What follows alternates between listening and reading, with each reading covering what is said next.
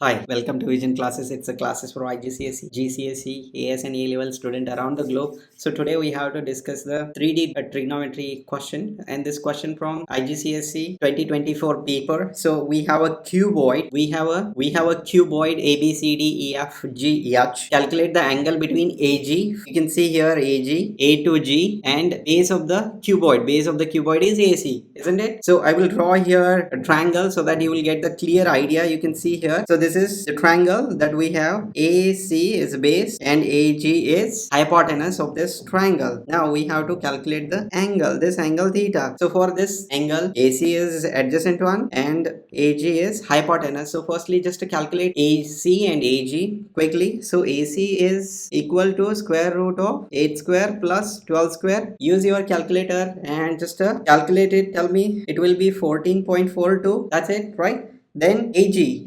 is equal to square root of, you can take AC square plus CG square, isn't it?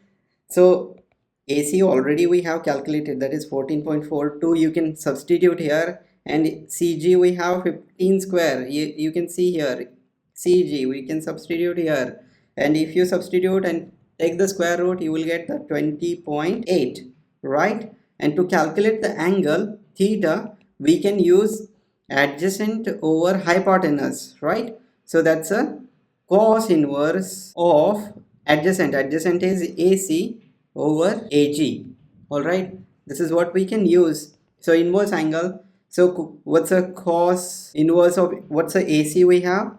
14.42 over AG is 20.8. That's it, fine. And here cos inverse of 14.42 divided by 20.8, which is equal to, theta is equal to 46.11. That's it. I hope you like this video. Share and subscribe to our channel. Enjoy the math. Thank you.